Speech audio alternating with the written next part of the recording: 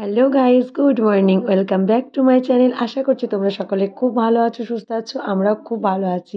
তো সবাইকে আমার তরফ থেকে জানাই হ্যাপি নিউ ইয়ার। তো দেখো, নিউ ইয়ারের দিন সকালবেলা তো এই যে মা সব রেডি করে রেখেছিল, ময়দা মেখেছিল, ছোলার ডাল তরকারি সিদ্ধ করে সব।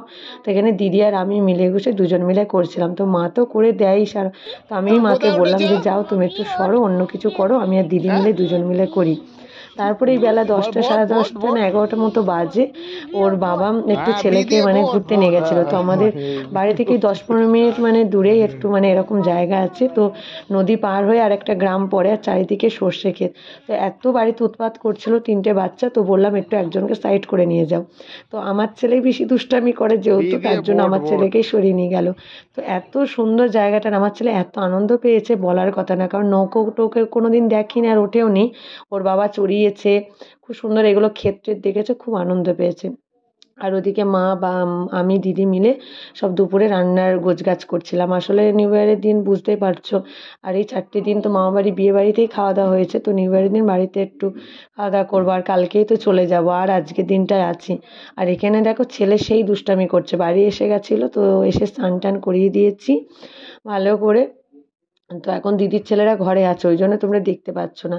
আর ভিডিও বলতে পারো অনেক দিন পরেই এডিট করছি, বলতে পারো 1 মাসের কাছেই। তো এডিট করতে আজকাল হয়ে ওঠে না, আর ভালো লাগে না, কি বলবো।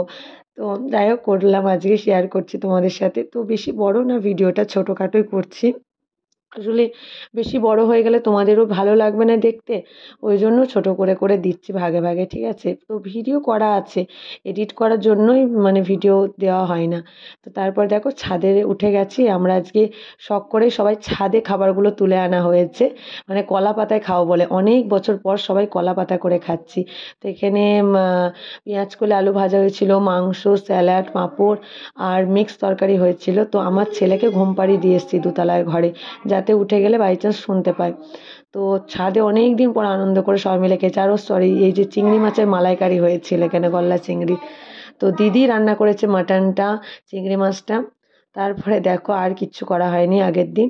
তো এখন রাত 2:30 বাজে, এটা হচ্ছে 2 তারিখ। তো আমরা রাত 2:30টার সময় বেরিয়েছি, বুঝতে পারছো কতটা মাঝরাত, ঘুমই হয়নি। এই 12:30 নাগাদ শুলাম বাড়িতে, তো আবার 2টো নাগাদ উঠে গেছি, কারণ নবদ্বীপ থেকে ট্রেন ধরবো। আর নবদ্বীপে এমন একটা টাইমে ট্রেন আছে 4:15, আর এটা যদি না বেরোয় তো আমরা পৌঁছাতে পারবো না। আর কৃষ্ণনগর থেকে ধরিনি, তার কারণ হাওড়াতে ঢুকতে গেলে না, কেন শিয়ালদা থেকে খুব কষ্টকর হয়ে যায়।